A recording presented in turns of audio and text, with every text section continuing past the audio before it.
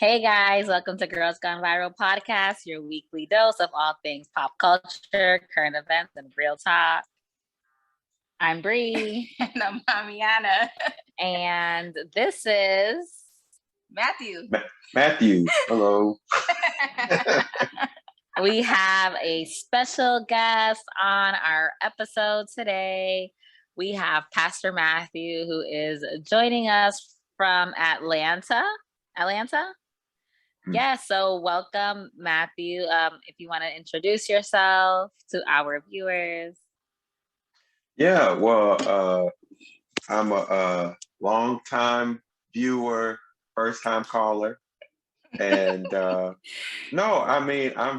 excited to be on with you all tonight as the lone representative of all man things. So I'm sure this is going to go well. Of course, Mamiana is my friend. So we've been friends for years. So yeah, I'm just excited to be a part of the conversation. Yeah. Well, thank you for coming, and we're super excited too.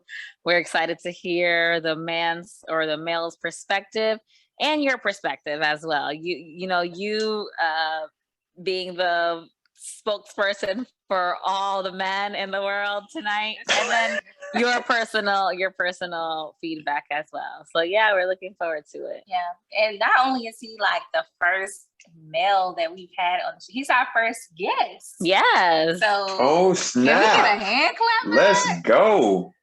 Applause. When y'all find the button. See. There we go. Hey, there we go. Hey. Right. It's only up from here. It's only up from here. Yeah. So, thank you for joining in our little It's not our little podcast. I was gonna say it's our big podcast. I was gonna say a little bit. And I was like, yes. I'm excited. So our conversation for today is you can't have mental health without men. Definitely. And I think that the inspiration behind the conversation, especially for Mamiana and I, is that we come into not even contact, but we just, interact with a lot of men who have challenges with their mental health. And I think that from Black males' perspective, it's a little bit more of a taboo topic, and it's not necessarily spoken about as much in that demographic of people. So we're excited to dive deep into that with you. But first, we're going to talk about something that kind of went viral in the last couple of weeks, and we kind of want to discuss it. So Matthew, you were actually the one who introduced the topic to us. So would you want to explain a little bit? Yeah, so Jack Del Rio is the defensive coordinator for the Washington Commanders, which was formerly known as the Washington football team, which was formerly known as the Washington Redskins, right? You already lost this, but go ahead. No, I stick with that. me. Actually, here's what it is. Just pause. Let's just do some background. So the football team used to be the Washington Redskins, and apparently the word redskin is a very derogatory. Derogatory, that's the word. Yeah. It's basically a slur for Native Americans. So then they changed it. So so the formerly known football team, Washington Redskins, the gentleman is what's his role? So he's the defensive coordinator. So basically he's over the defense, right? So I know we have ladies. I don't know if y'all know football. There's an offense, right? And then there's a D. No, I'm joking. Okay. Yeah. We know that much. Give me that DEFENSE. Come on. Defense. Move that ball. All right. Stay focused. Okay. So here we go. You said stay focused. He's a cheerleader when I was 5 years old. Okay. Listen, I can see it. Okay. So Jack Del Rio basically says he was comparing what happened on January 6th with what happened during the summer of the what's it called? The summer of the march, or basically the protests. Some of the protests when what's his name? George Floyd. George Floyd passed away. I'm sorry. I know George. Sorry, George. I'm going to say your name. So anyway, so he's standing in front of this bank of cameras, and he basically is comparing what happened between the summer of the revolt and all that other stuff, and then what happened on the insurrection in January 6th. So he says people's livelihoods are being destroyed, businesses are being burned down, no problem. And then we have a dust up at the Capitol, nothing burned down, and we're going to make a major deal, ?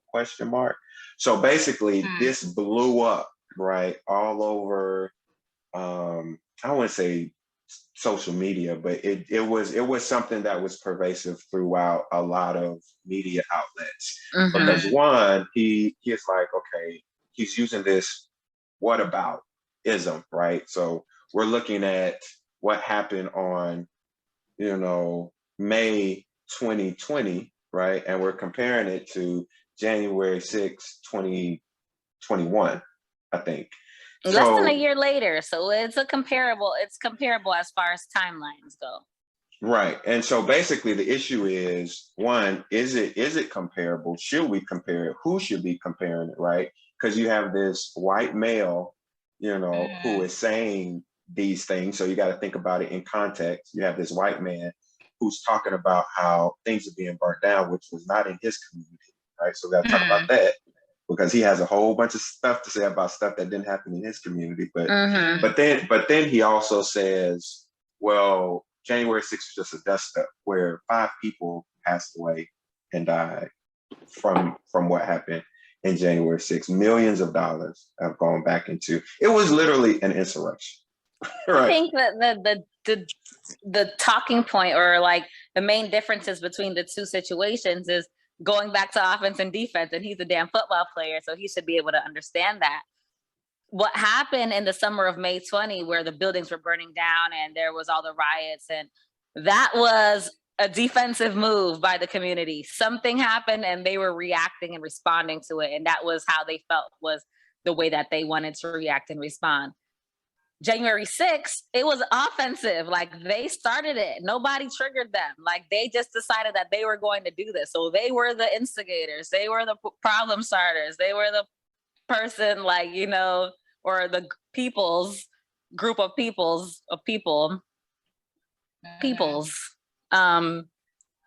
starting the problem, So it's comparable as far as timelines go. They both happened around the same time, but it's completely two different situations. Like, it's apples and oranges. Absolutely. Right. So, like, the thing is, okay, so who are you, white man, right, to tell a whole segment of a community, of a population, that what we did was wrong? I mean, is what we did wrong? I mean, is that like, is burning down? Now, let me preface this by saying, of course, nobody agrees with burning down buildings, right? Nobody agrees with looting. Nobody agrees with, tearing stuff up. But at some point, how do we get the attention of this country? Our voices, right? Yeah, like, what is the right thing to do, right? So if we can't burn down nothing, and yes, I'm a pastor, but that's okay. If we can't burn down anything, right? If we really can't speak out about it, then what should we do? Because obviously marching, I don't know if does marching still work in 2021 and 2022? Yeah, that's what made Martin Luther King and Malcolm X so relevant during that time, because Martin Luther King was all about, we're going to do this with peace. We're going to do this with structure. We're going to turn the other cheek. Yeah, we're going to turn the other cheek. And Malcolm X is like, we're going to do things any means necessary. Like, that's whatever needs to be happening is what's going to happen, and that, I think you need both. You know what I mean? Sometimes you have to be a little bit hostile. Okay. me coming from an organizing background, where I marched with different organizations for different causes, whether it be healthcare, whether it be social justice issues and things like that, I can honestly tell you that sometimes you have to be radical, and sometimes you have to just do things a little bit more with conversations and things like that to get things accomplished. But there are times where you have to be radical, and there are times you got to, you really have to knock on doors and keep knocking on those doors until somebody opens the door. And if they open the door and say, "What you doing here?" you got to answer back and just kick the door in and just go on and you're gonna do what you got to do. So it's those type of situations, and it's kind of like what you said. It's like, who are you to tell us how to react to something that has been a generational, systematic injustice forever? You know what I mean? It's before we were even born, before our parents were even born, before our grandparents. Like, this has just been on and on and on and on and on, just generation after generation after. So who are you to tell us how to respond? And there's always, to me, it's just like, it's always people outside of the community who's just running their mouth like, why are you in this? Like, anyway, like, why are you even in this conversation? I also think it depends on who your audience is, how you approach them. So if you're talking to someone who understands conversation, who understands passive, back and forth, then maybe you can express your thought and your thoughts can be understood and accepted passively. But if you're talking to somebody who don't know what it means to just have a nice conversation, some people only understand violence. Some people only understand fear. Some people only understand, like, they only understand if you come at them crazy. So then that's how you got to come at them. And maybe they don't even see it as aggressive or anything. Maybe that's just the way that they understand. That's maybe the way that they have been spoken to, or that's the way that, people have spoken to them their whole lives. And that's how they understand. So I think that how many times can we march before we realize, okay, these people are not understanding. Maybe passive conversation is not the way to go with these people. I got to burn something down. But I think burning something down is comparison to what they did by raiding the Capitol. It's like, what's the difference? It's like you literally became freaking terrorists in your own country, right. Like, you know what I mean, and raided your own capital. You know what I mean? Like, that's treason. So, I mean, it's not. If our Black or brown people, their country, not ours, raided the capital of the United States of America. What? I don't even care if they were brown people. If there were white people with dark hair and dark eyes raided the capital of the United States of America, it would be a slaughterhouse. The Navy, on the line, the Army, the Marines, the National Guard. Oh yeah. Well, and it's funny because they would have already been there. Because if y'all remember, when that happened back in 2020. They literally put the National Guard all over the mall, right? So I don't know if y'all saw those pictures of the guys in the helmets and all of that. That was protecting the Louis Vuitton store, but not protecting the Capitol. Right. So I mean, it made absolutely no sense. And then I was looking up this name, Kimberly Jones. I don't know if you all remember her. So she was a Black Lives Matter activist. She went viral because she basically says, "How can we win?" Right. So she basically said, if we're playing a game of Monopoly, right, but the deck is stacked against us and you're giving us the money that we're playing with, but it's not our money, how do we win? So she was basically saying that even though we're quote unquote destroying our community, it's not our businesses. We don't own those corner stores. We don't own those businesses in the hood. We don't. So basically, she was like, "Are we really burning our stuff because it's not ours?" Yeah.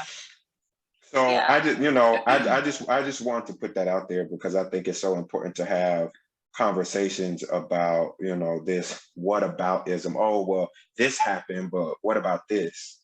Well, I mean, just like was said, well, if it was us, storming the Capitol or just at the steps, I had people that I knew that was protesting fair housing. I had some minister friends of mine that was protesting fair housing and had a sit-in, and they couldn't even get so far up to the steps of the Capitol. Yeah. But you have thousands of white men who literally stormed the gates, spread feces all over the Capitol, tearing up stuff, and many of them it doesn't are even arrested. sound real. Like, it does not even, like, if you were to have said this 3 years or 2 years ago, or January 5th, the day before, if you were to said, you don't even have to say the race of the people. Hundreds of people stormed the Capitol and spread poop on the walls and the windows of the Capitol building. That's going to happen tomorrow. You'd be like, okay, yeah. Yeah. And pigs are flying. Like, it does not even seem real. Mm-mm. Yeah, Because it's not real to certain communities, right? We couldn't even fathom doing Cannot even anything like fathom that. the idea. Like you said, we couldn't even get to the steps. Like, there was the situation no of way the we young were gonna lady get in there, who was period. making a U-turn in front of the Capitol building, and then a sniper shot her. She was making a U-turn, like, trying to get out. Nobody should have made it out alive. No one. It's the Capitol. And then there's the conversation that they say, or the argument, I should say, like, oh, well, there was so many of them. How could they have killed could they have killed everybody? They didn't need to kill everybody. If there was 100 people in there, once you see three people drop, the other 97 would have been out of there. Okay. Right. Not a single person died. I think the only person that died is because they got trampled by their own people, or they fell down from a high place that they were climbing up, or nobody was killed by authorities. Yeah. So actually, there was this one girl who was a veteran, and she was shot by Capitol Police, and I forget her name, but really, they did kill one person. Yeah, a woman. Capitol Police shot her. Yeah. Yeah. She was trying to climb. That. She was trying to climb through the door, and they told her to stand back, and she kept trying to climb in, and they shot her. I didn't even know that. Nobody talks about her. Yeah. And isn't Trump being looked at about this whole situation? Because obviously we know that he was like the spearhead. He's the type of person that likes to throw rocks and hide his hands. Like, I don't know what happened. I wasn't a part of this. It's like, sir, these people were doing this for you. Because they were mad about voting and all these type of things. No, they were saying that Biden didn't win the presidency. They wanted Trump to be re-inaugurated. So yeah. All right. Let's roll to the next topic. I think the video might stop at 12. If it does, then we just have to go back in or something, because I think I put it until 8. I don't know if it will let me just extend it or what will happen, but let's roll. Do you hear that? Yeah, I think it's mine. This can be edited out. Yeah. All right, go ahead. Let's talk about okay, so we're gonna edit now into a new segment. So the next, I was so loud. Okay. So kind of what we wanted to discuss today was about mental health and how especially it relates to men. And since we are Black women, the men we care about are Black men. So the topic or the conversation, what we wanted to, I guess, discuss in detail is you can't have mental health without men. So you as a pastor, I'm pretty sure you interact with a lot of people who come to you asking for advice, asking for, your opinions, and kind of just sharing with you the challenges that they're facing in their personal lives. Like, just generally speaking, how do you see, like, as far as a community or your community, the state of mental health with young people, particularly men?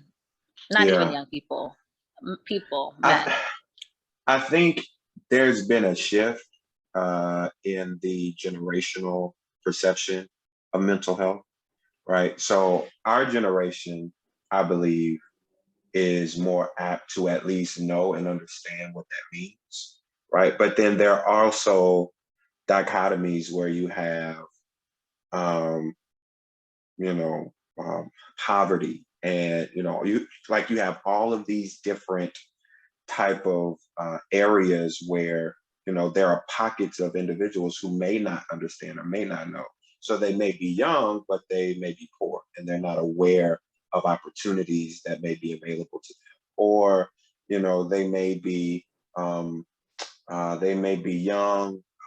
but they're not as educated as some. So they may not be aware of what this idea of self-care and mental health and all of that other stuff. So I mean, obviously, the circles that I particularly run in, young, educated, so they have a sense of what mental health and self-care and all of that means. But then there are pockets that many people are not talking about. Like right now, we're living in a time, obviously, that's been going on for a while, but instead of engaging in mental health with young Black men, what do? They lock them up, right? Mm-hmm. So we have this prison industrial complex that thinks that the police is just gonna fix everything. Like when you call police to your home or to your business or whatever the case may be, they're going to be judge, they're going to be jury, they're going to be executioner, they're going to be counselor, they're going to be marriage fixer, right? And so when we talk and they have none of the credibility for it to be any of those things. They're not equipped for those things, right? And so when we talk about that whole idea a couple of years ago, where it's like, we're going to defund the police and all of that. So the idea around that was not necessarily taking money away from the police. It was equipping them with the tools needed so that our communities aren't just thrown to the wolves and slaughtered by this, universal way of responding to incidences, right? That you actually have counselors who are available to go to these incidents, right? That you have therapists, or you have people who have backgrounds, right, in these fields that may not necessarily need law enforcement, right? They actually just may need some mental health counseling. They may need some trauma response or something like that. So I think it's important in how our community deals with it. In particular, I guess where I am, we have to start naming it, and we have to start requiring our politicians, to say, hey, these are things that we need in our community, and it doesn't necessarily start with policing.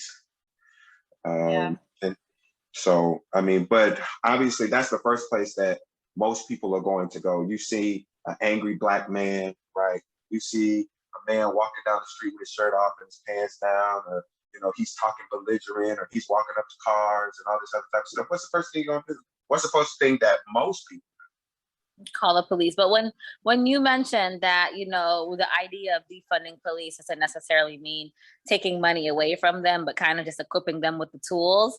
Do you think that police officers are the ones that need to be equipped with these tools to deal with mental health issues? Or do you think that it really should be the actual defunding the police, as in removing resources from police departments and placing those funds in other organizations that might be able to respond more appropriately to those incidences? Like, so for example, if there's a police emergency, you call 911. But if you're dealing with a mental health emergency, maybe you dial, I don't know, I'm making up a number, 411, and someone who is equipped, who has, like you said, the background in therapy or the background in social work, would be the one to respond to those incidences. And it is money that is literally taken from the police department and put into other organizations. How do you feel about that idea? No, I mean, so if I didn't explain it correctly, that's exactly what I think defund the police means. Mm-hmm. Like, I feel like it's allowing the police to do what police are supposed to do, right? Which is to Enforce the law, and that's it. Right, Yeah, right. right. Enforce the law. But then there should be other components that are connected, right, to the police that deal with other things that may not necessarily, like, you can't throw the baby out with the bathwater, right? I mean, you can't just go in. If you're a doctor, you can't go in with a switchblade thinking you're going to do surgery. No, you have to have a scalpel. You have to have all these things to make sure that you're getting at the issue, at the problem. And I feel like the way that we're set up in our community and in our country is that, we take an axe, to things that need precision, because we don't have time, or we don't want to deal with the ugly side of mental health, especially in communities, that are not engaged, right? Especially in communities that don't vote primarily, right? Especially in communities that really don't have a voice, or that are killing themselves. We talked about this whataboutism. As soon as you start talking about what happened in January 6th, people talk about, well, what happened in Chicago? They don't really care. They don't really care about what happens in Chicago. They care about what's going to affect them. And so, to deal with this idea of mental health, it takes a precision that I think we're not really at right now. Yeah, I think specifically in Black communities, it's kind of sad, because it's very sad, because Black men just aren't allowed to, in society, aren't allowed to be vulnerable. And so it's like, if you're not tough all the time, then you're weak. And if you're too tough, then you're dangerous. And so it's like, people are so confused about how to view you. You know what I mean? It's just like you, okay, you're educated, you're educated, you dress well, you carry yourself well, you speak well, you have all those, leadership qualities and all those type of things, right? But even you could still be considered dangerous if you come across the wrong person who has a perception of who you are.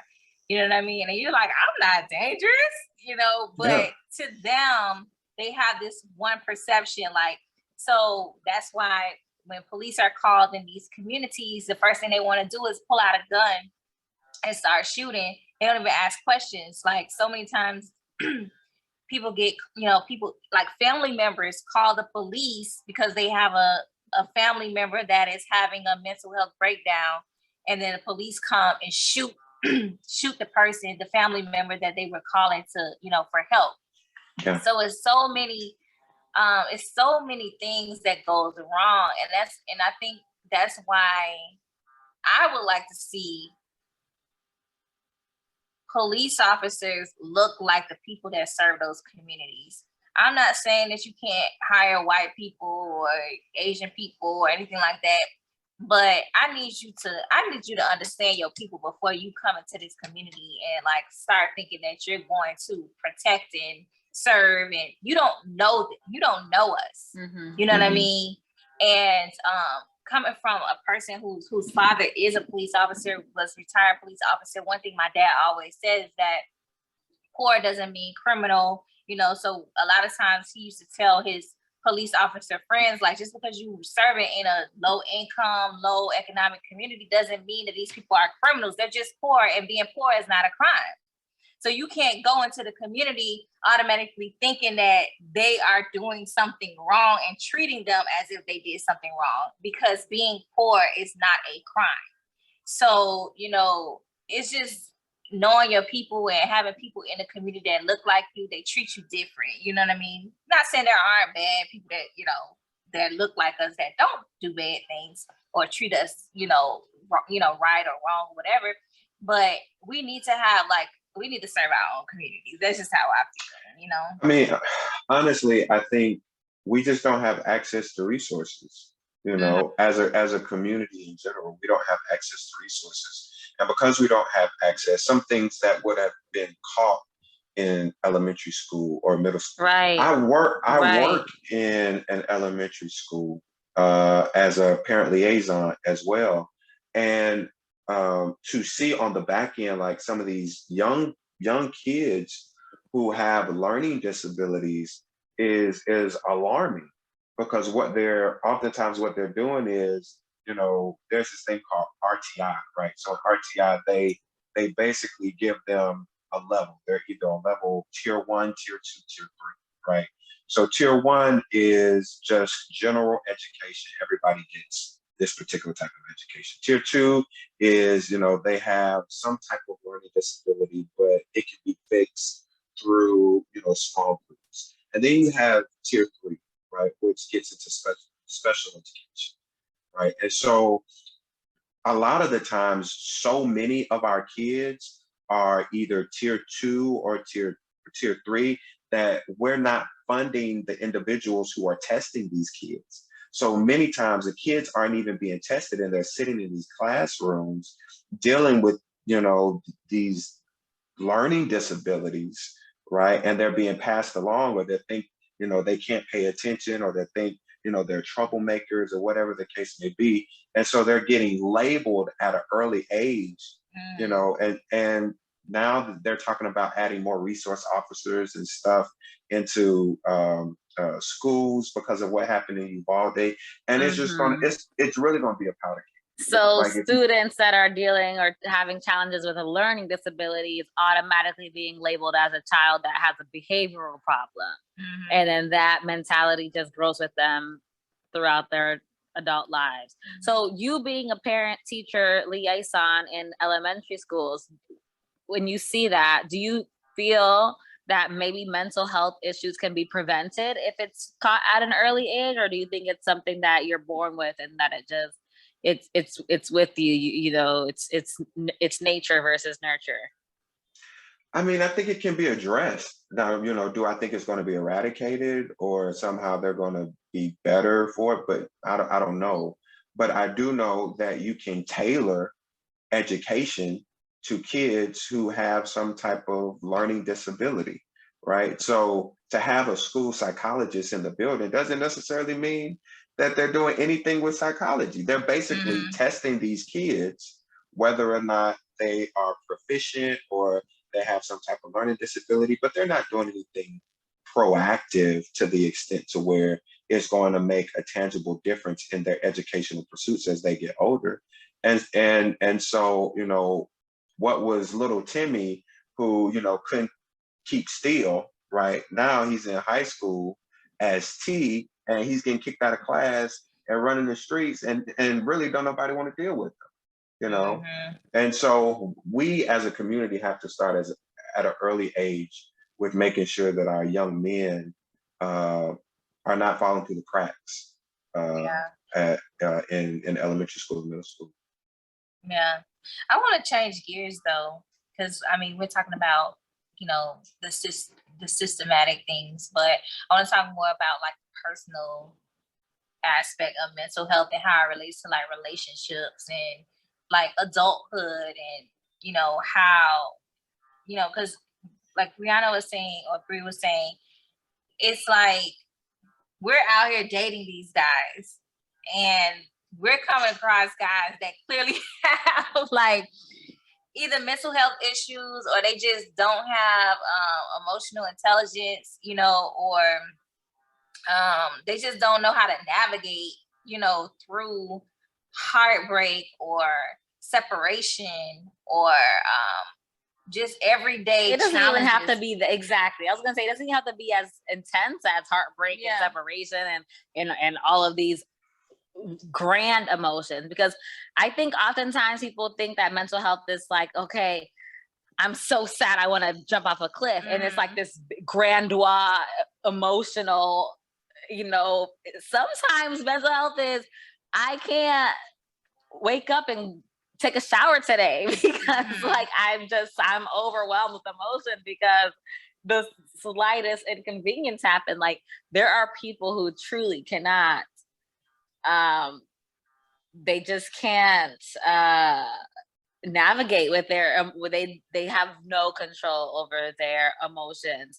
And it's not that it's a problem for, like, it's not that it's I can't say it's not a problem. It's not that they are intentional and, you know, creating interruptions in their daily lives for themselves. It's just that they really do not know how to navigate. They have no control of their. Yeah. What does that They feel have no like? control over it. This is a good question. Like, what does that feel like as a man? Like, to just not be able to like have that control over your mental state or just your emotions. Well, I think perception is reality, right? So what you grow up around is what you consider normal. Right. So if you grew up around a toxic, dysfunctional family, community, you know, then you're not Yes. going to see that as bad. Like you're not going to see, you know, certain things as, oh, maybe I need to deal with this when everybody in your family is dealing with that same problem, right? So you get into generational things like daddy dealt with it, granddaddy dealt with it. And you know, grandma and mama, they just put up with it because, oh, that's just how they are. You know, but at the end of the day, if if if if Matthew grew up in a particular situation and I didn't know that that was wrong, right? If I didn't know that hitting my significant other was wrong because that's just what I grew up with, or if I didn't know that it was okay to express my emotions because, you know, mama said, you know, men don't cry, you know, and oftentimes, you know, we don't really deal with the fact that, okay, yes, you know, men play a role in their children's lives, but the reality is that there's a whole segment of the population that grew up with single mothers, right? And so you have a problem with the man, you know, but mama raised him. It's her fault, huh? I ain't blaming mama. I'm not blaming mama. But like there are some things that have to be addressed because of the context in which these young men are growing up in. I mean, the emotional instability of some men is just because of, you know, that this a fight or flight type of situation. Like if you're constantly under duress, if you're a man and your life is constantly under duress, you're constantly looking over your shoulder, you're constantly worrying about how you're going to eat and how you're going to make money, or if you have children at a young age, how you're going to provide for them, and then you get caught up in all this other type of stuff. Like there's some aspects of you that you have to shut off in order to survive, right? And so where most women would be like, oh, you know, you have to bring your whole self, you know, you have to be emotionally attached, and you know, I can't connect with you. Man, it's like, in order for me to make some money, that I can't bring my emotions to the streets. Like I can't, like there are some aspects of me that I have to separate. And so, you know, it's hard for men to turn things on and turn things off. Like if that if his roughness, if you are attracted to his roughness, then you can't get mad when you're rough. Right. Like, so here's my question for you as a Black male. Like what you mentioned just a second ago, like, you know, a man that's constantly under duress, that they are constantly looking over their shoulder and, you know, worried about what they're going to eat or what they're going to do or how they're going to make some money. Like for you as a person that doesn't have necessarily all of those challenges, as far as, you know, simple livelihood challenges, but still being a Black man in society, do you feel the pressure or like the constant feeling of being under duress just in the sense of being a Black male? Do you feel like you have those pressures? I mean, personally, yes. You know, I mean, just like in situations where, you know, life happens, right? And so whether you lose a job or, you know, your family breaks up or whatever the case may be, life happens. But how you bring yourself to handle those situations, I think, is dictated by how you grow up, how the community perceives you, right? Because I mean, and I'll just give this as an example. It's different when, okay, let's say a white woman is standing on the corner asking for money, right? And a black man is standing on the corner asking for money. It's different if,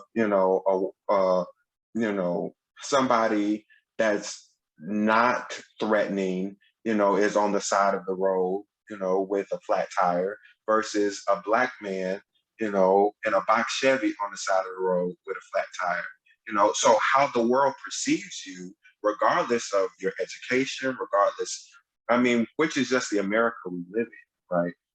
If life happens, how the world perceives you certainly is going to dictate how you're able to overcome those things. And as a black man, I think it's harder, to be able to overcome some things, and it can affect your mental health because you got to fight. I never give money to white people on the side of the street. I only give money to black homeless people. So I'm like, lady, go get a job. Like, your little cute white self, if you don't go apply at the damn Hooters real quick, like, I'm not giving them money. And I'll tell you really the reason why. One time, so I have a 4-year-old son. It was when my son was very young, like he was a baby, like in diapers, formula type of small baby. And I'm driving down the street and there's the Latina woman. Mind you, this is Miami. Like Latino people are the white people here. Like there are barely any white people. So there's a Latina girl standing on the side of the street asking for money. She had a kid who was like, let's say 5 or 6. And then she had a little baby who was maybe 2. And then she was pregnant. Like she was holding a baby on her arm, on her hip. She had a small child and she was big, full pregnant. And I saw her and I was like, oh my God, my heart broke. Like I was in shambles. I get to the stop sign. I, put my window, I urge her to come over. She's like, oh my gosh, thank you. But like in Spanish, and I speak Spanish. She's like, oh, thank you. I give her my entire diaper bag. When I tell you my diaper bag had formula, bottles, pacifiers, diapers, wipes. I mean, everything you would need for a baby. And she declined it. She's like, no, I need money. I'm hungry. I'm like, pause. So then I go to the 6-year-old or 5-year-old, however old the little girl was. And I asked her in Spanish, I'm like, ¿Tienes hambre? Like, are you hungry? And she's looking at me like, I don't know. She didn't know what to say. I'm like, I cannot believe that you are out here begging. You don't need baby stuff. You just are, I don't know what it is that you want. But like, there's no way a pregnant woman is not taking a bag full of diapers if you don't got no money.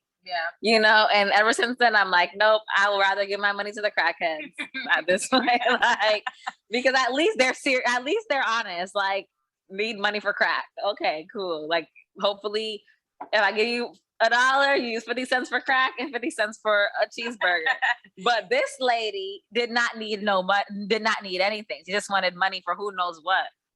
And that just really like stopped me from I'm with you on that. But you know what I want to talk about as it relates to like women and relationships with men, because like, how do you feel? Like, I don't know, man. Like, I don't want to like drill you with questions, but how do you feel as far as like, do you feel like women are sensitive to men's like mental breakdowns and like mental like mood swings, and like, are we sensitive to that? Like, cause I know like between me and Bree, we have our conversation. We like, girl, like he's sitting on the phone talking about like, we just sometimes we're not sensitive to it because that's not okay. Yes, I have been so sensitive for so long. I feel like.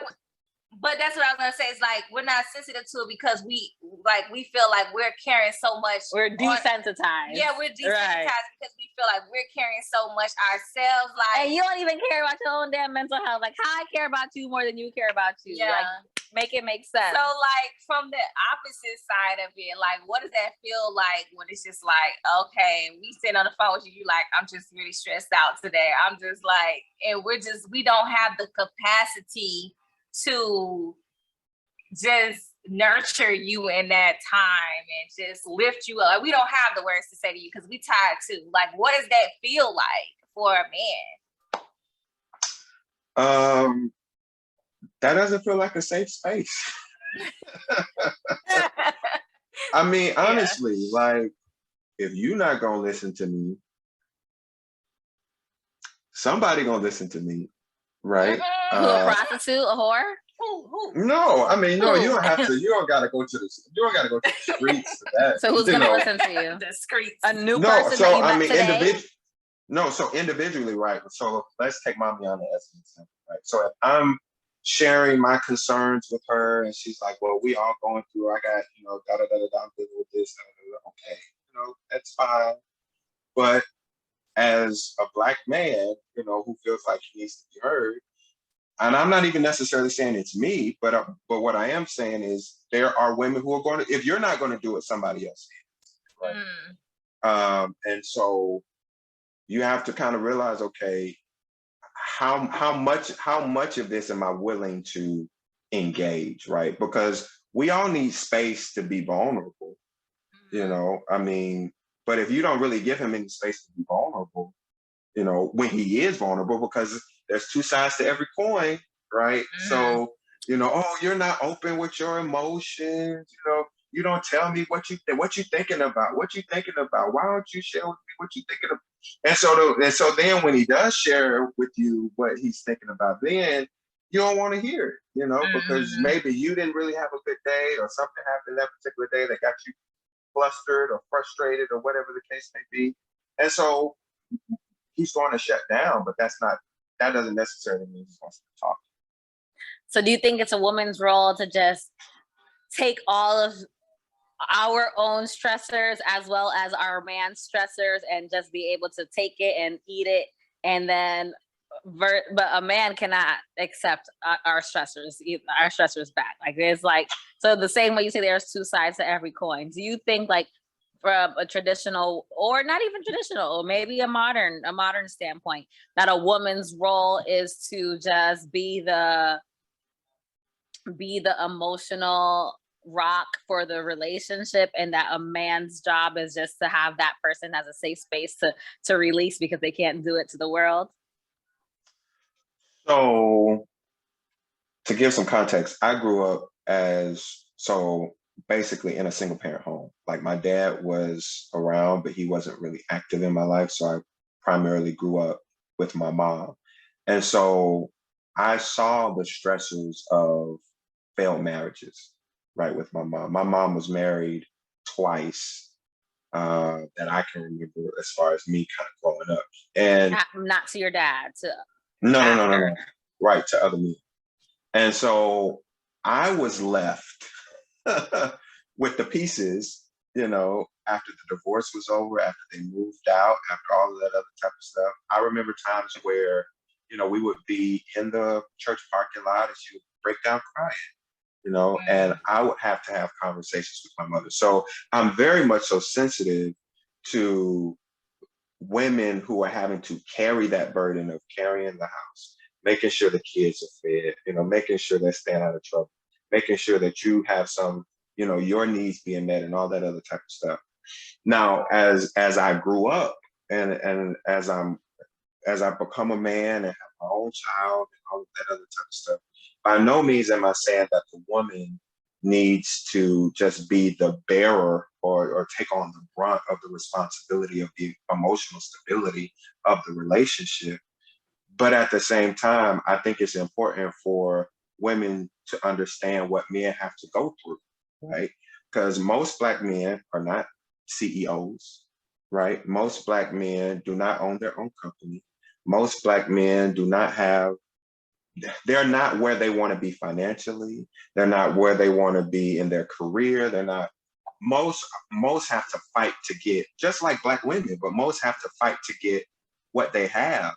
And so, when a man comes home, he wants it to be a place of peace, right? Like, that's absolutely fair. He wants to feel safe in that space, and to have genuine conversation with the person that he's sharing his life with. Now, he does have a responsibility to make sure that he's taking care of himself, just like she has a responsibility of making sure that she's taking care of herself.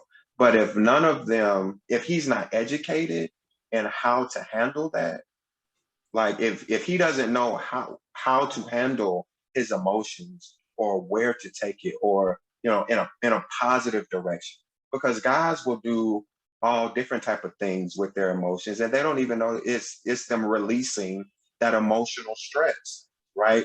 Many men aren't emotionally intelligent to realize, you know what, maybe I shouldn't call my side chick, like maybe I shouldn't engage in weed, right? Maybe I shouldn't be at the club till 3 or 4 o'clock in the morning. But that's just their outlet because that's what they know. But how women take it is, oh, he's running, he's fighty, he's not present, he's not emotionally available. Well, in actuality, he's handling his emotions the best way he knows how. But he just doesn't know necessarily what's the right way to go about doing that. Yeah, that makes sense. Definitely. Bree and I, we're both raising, she has a son, I have a daughter, whatever. And for the most part, we're raising those children, in our household, with no father in the household. And I think, when it comes to like those personal relationships, when you're together, it's different. It's transitions when it's like you're no longer with that man and he's having mental breakdowns and emotional breakdowns, and we're expected to somehow pull something, to comfort that man, when it's just like, do you not see what's going on over here? I can speak from experience. Like with my ex-husband, I remember when I was married to him, he would have these emotional outbreaks. And I would see it, but they were never directed towards me. They were always directed towards a boss or an outside person or a whoever, a person in the street, a stranger, and these emotional outbursts were always directed towards them. And I would actually be the person to comfort. I would actually be the person to nurture. I would actually be the person to be like, chill, it's just like this. It's not this, it's not too bad. It's just this. It's okay. And then I would be the alternate perspective that would bring him from 100 to 0 and calm it down. It wasn't until after the dissolution where when the outbursts are directed at me, where I'm like, whoa, this is not this is not okay. Like, he needs help. He really needs help. Like, he needs help. And it's just like, it's and then at this point, I am not really the comforter, because I guess I'm the enemy at this point. I don't know, so it's like not really the things that I'm saying, even though they're making perfect sense. He's not accepting them. He's not receiving the information, Yeah. So with all the emotional intelligence that I have, it's not being received because I'm the stressor. I'm the trigger at this point. Right. You're no longer like the bosom. Exactly. Like, exactly. Like, so so then that's when I kind of like, he is the first person that I really realized, the challenges that men face with mental health, and when they don't really know how to navigate those emotions.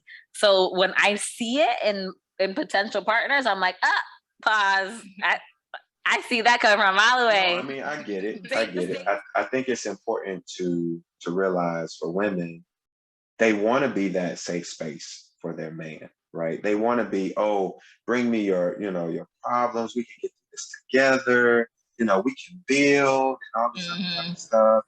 And, I can be that bosom that you need to, run to. I don't know who sung that song. Who can I run? I don't know who sung that, but yeah. So, I mean, but the issue is that's not healthy. Like, because why not? Because when it's directed at you, then he doesn't have an outlet that can be neutral, right? That makes so much sense. That makes sense. Yes, preach, Pastor. My goodness. So instead of saying talk to me, what you really should be saying, you need to talk to somebody. Like, you need to talk to a counselor. You need to talk to another man. You need to talk to somebody, because as a woman, you need to. I'm just saying what I would like to say. As a woman, I would want you to be that safe space, right? So try to deflect as much of that animosity, acrimony, all of that somewhere else so that you can remain that pure place for him, right? But so now, if he comes with his problem, and then I say, baby, don't talk to me, go talk to somebody. Is that not the same thing as saying that's not the safe space that I want to come home to? And no, and, I mean, and so you can have your opinion, right? You can share with him how you feel, but then at the end of it, you can say, well, I'm not this, right? I love you enough to realize that maybe you need to talk to X, Y, and Z, or hey, let's have a conversation with XYZ. Maybe they can give you a better outlook or a different outlook on this, right? Let me take you to this particular person. Let's go have a conversation with this particular person. So it's not necessarily that you've left or that you've separated from them, but you're walking him to a place where he can address those mental and emotional issues with somebody that may be, that when he feels comfortable without you being there, then you can step back and be like, okay, well, I know he's in good hands, and I know that, they're talking about things that's going to make him better. I love that. But I don't think women should be men counselors. Like, because we are tired. I got fussed No, I love that. That's great. This morning. So did. I'm second I get fussed out, I'm like, and I got fussed out this morning and was called the person's name that he's in a relationship with. So that's when I knew it wasn't even about me. Yikes, that's intense. Yeah. Right. So sometimes like us, like as mothers, you know what I'm saying? Like we're being attacked over something that have nothing to even do. You gonna get the click so fast. You go here. I mean, he was yelling and kind of getting frustrated, but then he called the person's name that he's in a relationship with. Oh my God. So that lets me know where that aggression was really. That is intense. Yeah, when that frustration in that direct, like where it was actually coming from. Yeah, that's intense. I mean? And I was just adding to it because I'm like, well, I need to know this and I need to know, and I'm just intense. Adding to that's it. That's a lot. Yeah, but he called me that person's name. That's a lot. And so it makes a lot of sense. Like it's everything you're saying, like it makes so much sense. And it's just like. Now, I would say this because, I mean, we're all parents, so that the dynamic. I said since we're all sitting here. Single parents. Oh, okay. Oh, I thought you said we're all sitting here. I'm like, no, single parents. So how you navigate with the child's other parent, right, also is going to affect the child, right? Oh, absolutely. So how you handle those, even though you're tired and you're emotionally drained and you don't want to engage that, I think it's important for us to realize that if our children are around, they're seeing that or they're hearing that, and so you're creating a world for them on how to deal with a person of the opposite sex or how to deal with relationship, because they may know that you're not together, but they don't know that you're not in a relationship. I mean, you're still in a relationship with that person, to an extent. And so what you're doing to that other person is sowing seeds into your child, whether good or bad. And so we have to be cognizant, especially with women, because I feel like, if children disrespect, it's more likely that children are going to disrespect their fathers and disrespect their mothers. You think little boys or little girls, you think that they have a higher possibility of disrespecting their fathers? Yeah, but if they're raised by their mothers and their mothers don't have a good relationship with the father, then I feel like the children are going to internalize that, and they're going to be more flip, right? Because they see mama do it, right? They'll have more of a bias. Yeah, so they they're not going to have the type of respect for dad that they have for mom because they're always around mom. They see mom struggle. They see mom trying to put food on the table. They, you know, and so if you're angry with my mom or my mom is angry with you, then there's a reason for it, right? Because mama doesn't do anything wrong.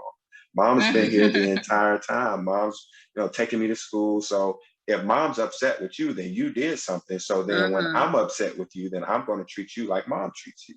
Yeah. So, you know, we have to just be careful because that creates generational cycles, you know, especially for young boys, you know, where they don't really see healthy relationships. And I think you can have a healthy relationship with somebody that you're not married to. Oh yeah, you should. You should be able to. Yeah. It's tough sometimes, you know, especially when the other parent doesn't, like, kind of going back to what you're saying, grew up in a situation that was toxic or just not like how you grew up, like, you know, or how everybody is yelling at each other in their household, but you don't come from a household like that. You know what I mean? Like, I've been with men who they just only know how to yell. Like, they don't know how to just sit down and just talk and have a conversation. If they're not yelling, then they're not talking at all. Like, you know what I mean? And I've been with men like who just sit down, let's talk. Like, it's just a totally different experience, you know. And a lot of times, if you do date a man that just didn't have some kind of male role model or father figure or something, like 9 times out of 10, it's like, man, it's damn near impossible sometimes to have a conversation with him, you know. And so, yeah, I'm having some. I mean, it starts young. Mamiana's having revelations on the other side of the couch. She's like, woo! I'm exhausted just talking about it. Oh my goodness. Honestly, it starts young, right? So, you know, the way to break generational issues and generational curses and generational emotional abuse and all of that other type of stuff is to start with the next generation. Right. So I don't know how much we can do for grown men now, but you can do a whole hell of a lot for their children. Right. Yeah. And so making sure that they're surrounded by people who have an emotional balance, because I think there was like this old saying where, you know, we should be able to build up boys instead of trying to remake men. Right. So basically doing our best to carve out for young boys what an image of a good male is supposed to be, then trying to piece back together, you know, a 20, 21, 22-year-old who's already experienced 30 years old, 40 stuff. years old, right? Very well true, you know, but oftentimes that's what, you know, ends up happening, right? You know, oh, you know, I can fix him, or, you know, there's you know, I can deal with that, or, you know, whatever the case may be. And 10 years down the line, you realize you can't deal with it. You can't. So, I mean, so we have to start with the next generation. And I think it's important for our mothers who have custody of their boys and even their fathers to be active and engaged in making sure that they're surrounding themselves in a community where these boys can find emotional balance, right? Who can in a very pure and authentic way share their feelings without feeling like they're sensitive or, you know, gay, or, you know, and there's nothing wrong with, you know, that. But what I'm saying is, you know, when it's used as like a negative connotation because of being emotional. Right, because there are emotional young men out there that are heterosexual. I mean, I grew up in the church, you know, so if you grew up in the church, there's this connotation that, oh, you know, you're not straight, or, you know, you're a holy roller, or, you know, you're not a real man, or all this other type of stuff. And that's the furthest thing from the truth. Like, my mom kept me in church, you know, and so I grew up around older people, you know, but that was people's perception. because they didn't have a healthy view of people that came from that arena, right? Or it came from that segment of life and different things. So yeah. Mm-hmm. Well, Matthew, we want to thank you so much for joining us on this episode, for sharing your perspective, for sharing your input, for sharing your experiences. Yes. And I really appreciated it, and I really enjoyed your conversation. So yeah, as I said, Matthew is my pastor. I call him my pastor, even though I don't listen she to don't him. listen to me. Yeah, she don't listen to me. Where can we listen to you? So let our viewers know where we can listen to you. Where's your church? Tell us about your ministry. So I in Atlanta. The church is called Greater Elizabeth Missionary Baptist Church in the city of Atlanta. You can find us on Facebook, on Instagram at GMBC Atlanta. You can find us on YouTube. Just type in Greater Elizabeth Missionary Baptist Church in Atlanta. Personally, I'm on social media, Facebook, Matthew Jenkins, Instagram at Rev Matt Jenkins. So that's where you can find me. So shout out to Greater Elizabeth Missionary Baptist Church in Atlanta, and on Instagram at Rev Matt Jenkins. Mm-hmm. Thank you so much again for joining us, and we would love for you to come back on our show whenever we're having conversations where male input, where maybe some spiritual guidance may be needed, because we lost our judges. Yeah. And no, truly, I really enjoyed it. Yeah, truly. It was good. But this is what I get all the time. Yes, but that's much needed. They be like, don't do that. I'm like, yeah, okay. But this is like who you see is like really who he is. Yeah. Like this is, of course he has the fun side and like the crazy side. He showed it. Yeah, he has the fun side, but this is like who he is, like at his core. And he's somebody that I can honestly say, like, he's been through hell and back. Like, you know what I'm saying? And I don't even know how he even maintains his mental. Like, I don't even know how you do it, but like he just carries the burdens of like so many people. Like he's always down to pray for you. He's always down to like give you advice and just listen. And he's just such a good friend. And so I appreciate you and I love you. At Rev Matt Jenkins. That's what's up. Yep. Well, I appreciate you all for inviting me on to your Poppin' podcast. I have watched a number of episodes and I've been talking back to the screen and leaving comments, but so, you all are doing a phenomenal job, and it's up from here. Thank you so much. So one more time, we're going to